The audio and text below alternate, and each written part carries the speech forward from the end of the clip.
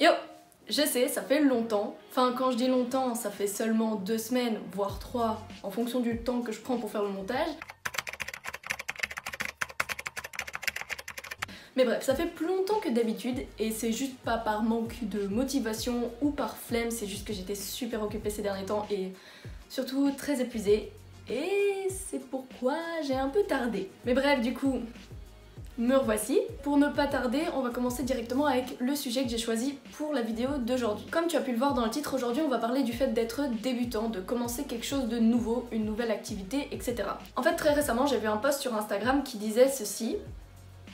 Donc c'est ok d'être débutant et c'est ok de rester au même niveau pendant une longue période. Et je voulais parler de ça aujourd'hui parce que c'est quelque chose que j'ai vécu et que je vis encore. Et je pense qu'il y a beaucoup de personnes qui passent par là. Et donc je voulais un petit peu approfondir ce sujet-là. Petit aparté, je veux juste préciser en fait que ici je parle pas simplement de pole dance et dans la plupart de mes vidéos où je parle un peu de développement personnel et de sujets un peu plus réfléchis on va dire, je parle pas simplement de pole dance mais je parle aussi de tout autre sport ou toute autre activité en général. Et c'est donc le cas aussi pour cette vidéo. Bref, petit aparté terminé, commençons directement avec le premier point. Je vois beaucoup de gens au quotidien, et moi y compris, qui ont en fait cette peur d'être considérés comme nuls ou débutants dans quelque chose. Ils vont être en mode « Ah non, mais j'ai pas envie de faire ça parce que je suis trop nulle, j'y arriverai pas, j'ai pas les compétences nécessaires. » Et du coup, ils vont jamais oser de nouvelles choses et ils vont jamais oser être débutants dans quelque chose, une activité. Et le premier point que je vais aborder justement, c'est pourquoi est-ce qu'on a peur d'être débutant nul. La première raison pour laquelle je pense que la plupart des gens ont peur de débuter quelque chose de nouveau et d'être débutant et considéré comme nul. Je mets entre guillemets le mot nul parce que c'est très péjoratif et c'est pas parce que tu es débutant que tu es nul, tu es juste débutant. C'est pas la même chose, mais la plupart des gens se voient comme ça, donc je vais utiliser ce terme, mais sachez que ce n'est pas de manière méchante. Bref, la première raison qui, je pense, retient en fait les gens de commencer quelque chose de nouveau et d'être débutant, c'est la peur d'être jugé. Généralement, on va se comparer aux autres, on va regarder ce que les autres font autour de nous, et on va se comparer à eux, et on va voir à quel point en fait ils sont plus expérimentés que nous, plus doués que nous. Et on va d'office penser que parce que quelqu'un est plus expérimenté, plus doué, il va forcément te juger.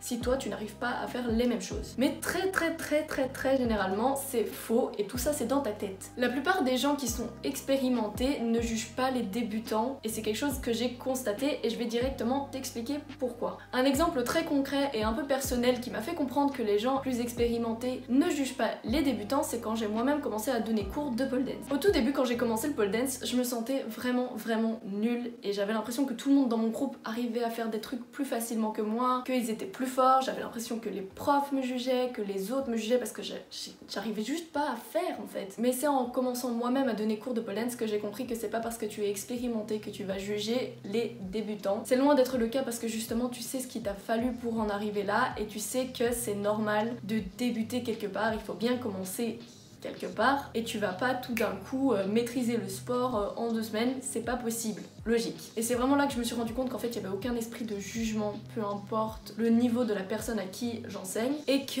c'est plutôt dans un, enfin j'espère, c'est plutôt dans un esprit de bienveillance et de vouloir aider. Sache que si tu es débutant et que tu as l'impression de te faire juger par des gens plus expérimentés, sache que ce n'est pas le cas et que la plupart des gens justement comprennent ce qu'il faut en fait pour en arriver là et donc ne vont pas juger les gens qui débutent. Elles ont aussi débuté un jour donc elles comprennent parfaitement. Donc elle va pas te juger parce que toi aussi tu débutes, parce que si cette personne en est capable, toi aussi, et elle le sait. Deuxièmement, tu seras rarement jugé par quelqu'un considéré de haut niveau ou plus expérimenté parce que cette personne en fait sait tous les efforts que ça lui a demandé, tout le travail que ça requiert d'arriver à ce niveau-là, et donc elle sait que c'est pas quelque chose d'inné, c'est pas quelque chose qui arrive naturellement et que c'est des efforts à mettre. Elle sait aussi où est-ce qu'elle a débuté et comment, et donc à mon avis, quand elle va voir quelqu'un d'autre qui débute, elle va pas juger cette personne-là pour ça parce qu'elle sait qu'elle-même elle y est passée. Maintenant qu'on a vu un petit peu le pourquoi on a peur d'être débutant ou de commencer quelque chose de nouveau, on va voir les solutions et qu'est-ce qu'on peut y faire et comment se sortir un peu de sa zone de confort. Donc,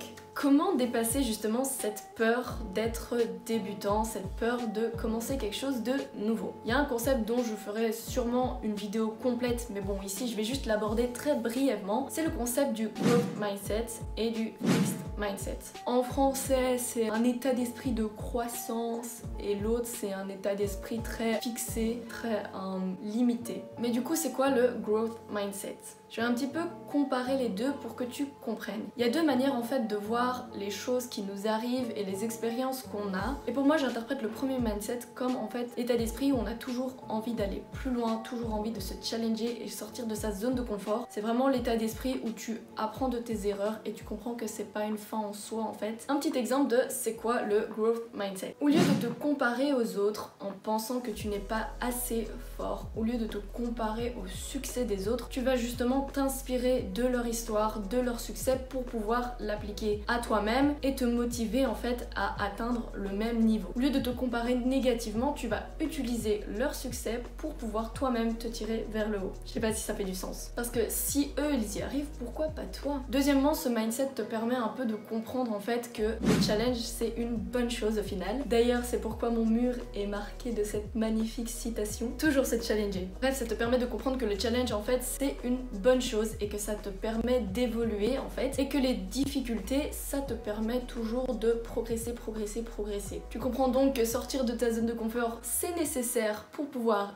évoluer et que tu peux pas toujours rester dans ta petite bulle si tu veux pouvoir progresser. Il va falloir se bouger et il va falloir se challenger. Troisièmement, ce mindset te permet en fait de comprendre que c'est pas parce que tu es pas hyper fort dès le début dans ton domaine, ton activité, que cette chose-là n'est pas faite pour toi. C'est là que tu comprends que c'est seulement par tes efforts et ton travail que tu peux arriver à quelque chose. Chaque chose qui en vaut la peine prend du temps, et du travail et des efforts. Et la seule chose qui te sépare en fait du niveau que tu vas avoir, c'est le temps que tu y mets, le travail et les efforts que tu y mets aussi. Et donc c'est pas parce que tu es débutant dans quelque chose et que tu n'as pas les compétences nécessaires dès le début que tu vas jamais y arriver, c'est faux. Quatrièmement, ça te fait aussi comprendre que les échecs ne sont pas du tout une fin en soi et que généralement même ça t'aide à progresser et à évoluer si tu apprends de celle-ci et si tu comprends pourquoi tu as échoué et comment en fait régler la situation. En gros, j'interprète cet état d'esprit de la sorte. Pour moi, c'est vraiment en fait l'état d'esprit où tu as toujours envie d'évoluer, toujours chercher en fait à aller plus loin et de toujours chercher ce que tu peux apprendre d'une certaine situation ou d'un échec et de jamais te laisser complètement abattre. C'est comprendre qu'il y a toujours moyen d'aller plus loin et toujours moyen de sortir un peu plus de sa zone de confort pour pouvoir progresser. C'est vraiment le fait de chercher à ne jamais atteindre un plateau en fait, selon moi. Et ça va te donner en fait le courage de tester de nouvelles choses, de faire des trucs dont tu ne te sentais pas capable une fois que tu atteins un petit peu cet état d'esprit et que tu comprends comment ça fonctionne. Encore une fois, un exemple personnel, comme ça je peux un petit peu appuyer mon propos. En septembre 2020, j'ai décidé de m'inscrire à des cours de danse parce que je ne me sentais pas assez forte, je me sentais un peu nulle et du coup j'ai décidé de m'inscrire à des cours de danse et de m'y donner à fond. Non seulement je prenais les cours adaptés à mon niveau, mais j'ai aussi décidé de prendre les cours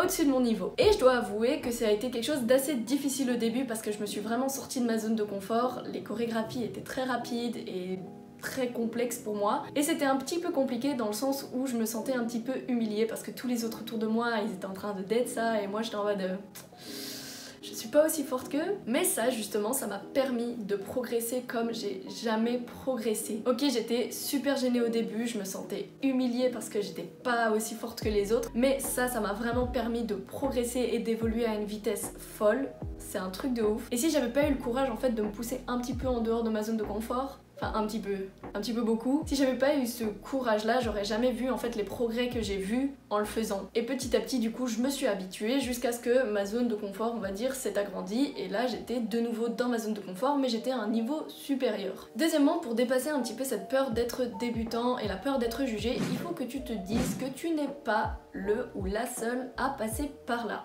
Quelque chose qui m'a vraiment aidé à comprendre que j'étais pas la seule à être passée par là, c'est le fait en fait de regarder par exemple des interviews de personnes que tu admires, de personnes qui ont un meilleur niveau que toi et de regarder un petit peu où est-ce que ces personnes-là ont débuté. Et quand tu vas voir ça, c'est là que tu vas te rendre compte qu'elles sont aussi passées par les mêmes choses que toi et qu'elles aussi un jour ont été débutants. Et que si ces personnes-là y arrivent, toi aussi tu peux y arriver si jamais tu te donnes les moyens de le faire. C'est quelque chose que j'ai fait énormément à mes débuts, je regardais beaucoup d'interviews de personnes que j'admirais et c'est là vraiment que j'ai compris que elles aussi, elles ont débuté un jour quelque part, elles ont débuté de zéro et que maintenant elles sont au sommet et que si c'est possible pour elles, pourquoi pas toi? C'est aussi une occasion pour toi de comprendre un peu comment elles y sont arrivées, d'apprendre de leur mindset, de leur stratégie et de pouvoir les appliquer à toi-même pour pouvoir toi aussi réussir. Troisièmement, il faut comprendre que en fait, être débutant, c'est super important au final. C'est peut-être l'étape la plus importante de ton parcours. Un exemple très bateau, mais juste pour illustrer mon propos. Par exemple, quand tu vas construire une maison, tu vas pas poser le toit avant même d'avoir mis les murs. C'est pas logique. Et ben c'est pareil dans ton activité, dans ton domaine. Tu vas pas être super fort dès le début si t'as pas construit les bases, si t'as pas appris vraiment les choses importantes dès le début. C'est grâce à de bonnes fondations et de bonnes bases que tu vas réussir à progresser de manière plus efficace. Et surtout dans le domaine du sport, ici, le niveau débutant c'est super important parce que généralement c'est là qu'on apprend à faire les choses de base pour ne pas se blesser. Et si jamais tu brûles les étapes, ça peut nuire à ta santé, chose que t'as pas envie. C'est au niveau débutant qu'on apprend vraiment les choses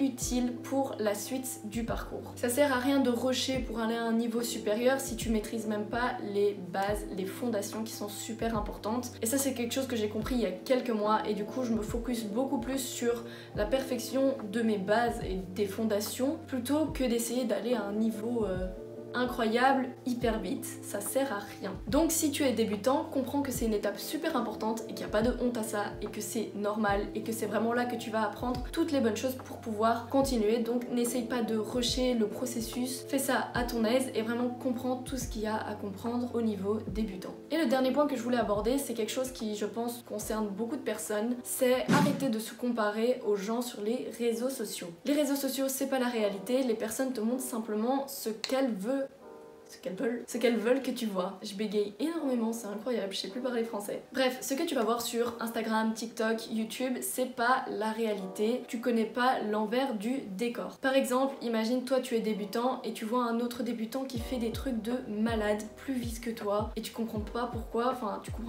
toi t'y arrives pas à la même vitesse, mais tu sais pas en fait ce qui se passe derrière la caméra, tu sais pas si cette personne s'entraîne beaucoup plus que toi, ou si elle a plus de temps parce qu'elle a pas de travail ou pas d'études, ou si elle a un passé déjà sportif ou dans le domaine en question. Tout ça t'en sais rien, les personnes te montrent ce qu'elles veulent que tu vois et donc ça ne sert à rien en fait de te comparer à cette personne si tu ne connais pas sa vie, si tu ne connais pas les circonstances qui font qu'elle est à ce niveau là. Et donc avant de te comparer, essaye vraiment de comprendre que on n'a pas tous la même vie, on n'a pas tous les mêmes capacités et que c'est pas parce que toi tu ne maîtrises pas la même chose que cette personne que forcément tu es nul ou que tu es pas compétent en fait pour aller plus loin. C'est pas le cas et si ça se trouve toi tu maîtrises d'autres choses que cette personne en question ne maîtrise pas et chacun ses différences. Et du coup voilà, ne te compare pas aux gens sur les réseaux sociaux, sois sûr de progresser à ton rythme, de le faire avec la joie et la bonne humeur. Et c'est pas parce que quelqu'un progresse plus vite que toi aussi tu dois le rattraper. Fais les choses comme ça te convient.